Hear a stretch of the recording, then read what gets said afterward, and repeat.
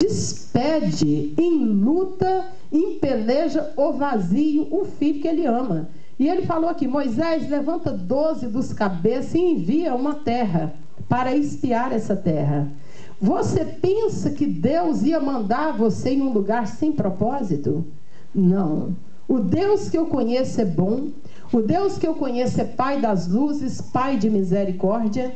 E a palavra de Deus diz que de maneira nenhuma eu lançarei fora aquele que vem a mim. Essa é a palavra. Deus, quando estava tratando com esses homens, ele já sabia que aquela terra era boa. Mas ele falou: vai espiar aquela terra e ver se ela é boa, se é uma terra de cidade ou de arraial, se é de aldeia. Vê se nela, como que é o fruto da terra, vê o povo que habita nela, vê se é uma terra fértil ou se é uma terra estéril. E o povo vai. E de repente eles veem que a terra era muito boa. E de repente eles olham o fruto da terra. E eu gosto de fazer essa explicação, que quando eles trouxeram do fruto da terra, precisava de 2 homens, um de lá e outro de cá, punham uma vara, né, um pau, e ali colocava o cacho de uva, romãs e figo. Um cacho de uva precisava de 2 homens para carregar. Vamos bater palma para Jesus? Porque só Deus pode fazer uma coisa dessa.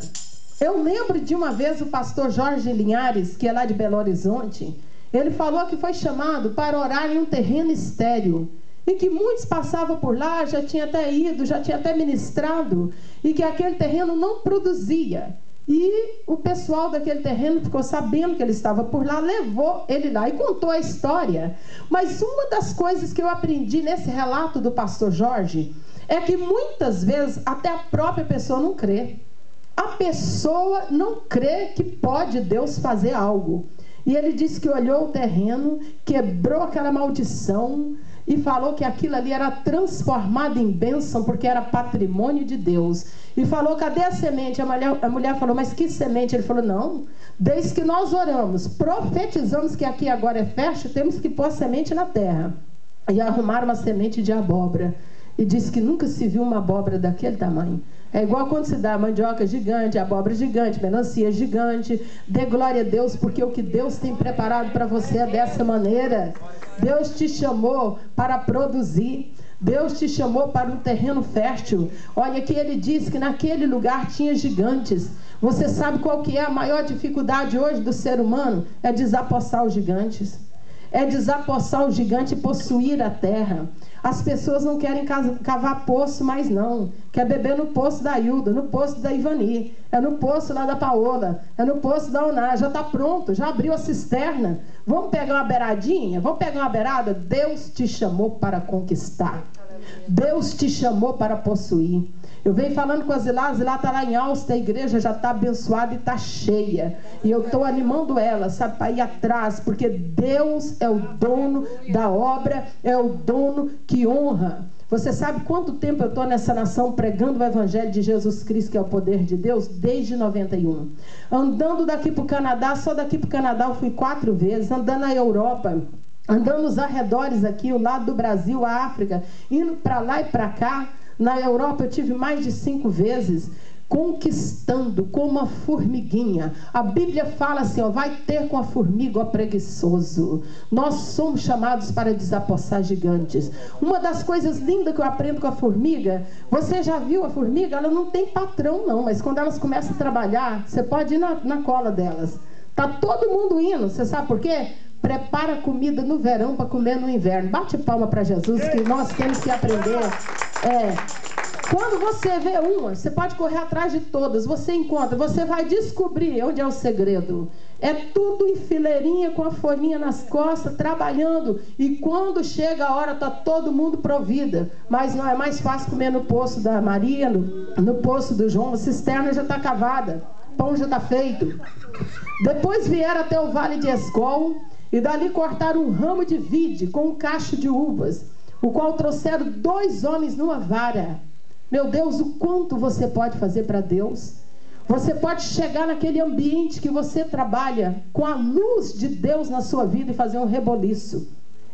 E ser um José na casa de Potifar.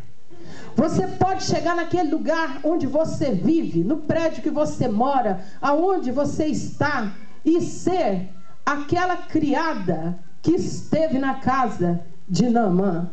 Você pode ser, da parte de Deus, a mulher samaritana pregando naquela aldeia e ganhando uma cidade. Bate palma para Jesus. Eu estou sentindo a unção de Deus. Eu estou sentindo que Deus está levantando labareda nessa noite.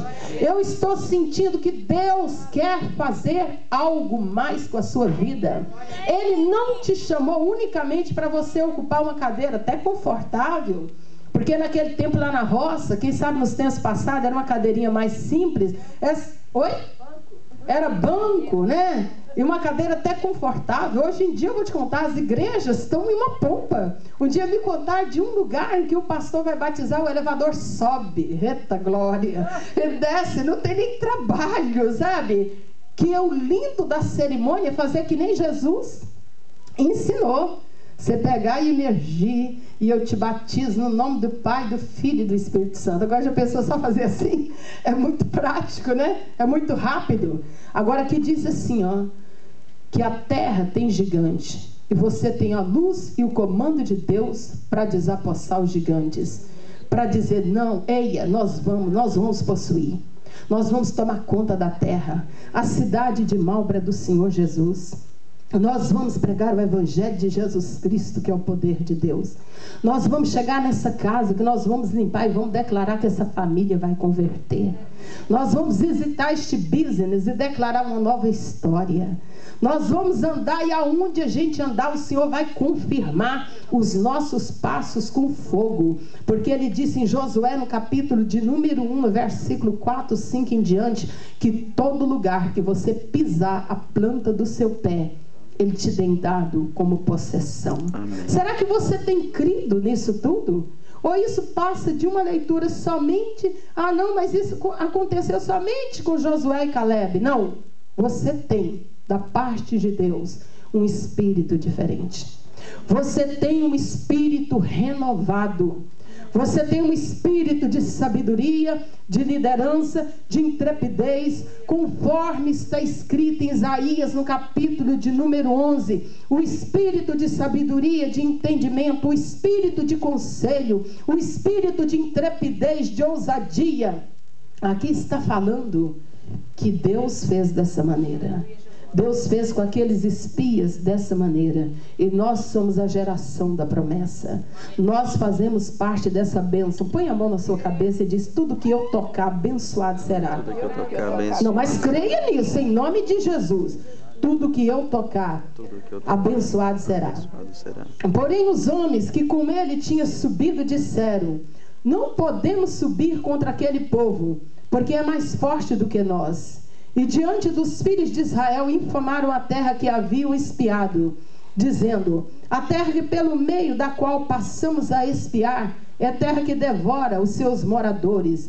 E todo o povo que vimos nela são homens de grande estatura. E ali vimos também gigante, os filhos de Anak, são descendentes de gigante. E éramos aos nossos próprios olhos como gafanhotos, e assim éramos aos seus olhos. Você já pensou uma pessoa ir num lugar e de repente se diminuir, se sentir inferiorizado, incapaz? Depois de Deus te ungir, te chamar e te capacitar, hoje é uma noite de ceia, é um culto de comunhão. Eu vou pedir que seja tirada a tampa dos elementos e que seja colocado. Hoje é uma noite em que você renova a sua aliança diante de Deus. Hoje é uma noite em que a gente chama a atenção da igreja para o que é essa cerimônia. É um memorial dado por Deus. Todas as vezes que nós participamos, nós dizemos assim: estamos ligados na videira. Estamos renovando a nossa aliança com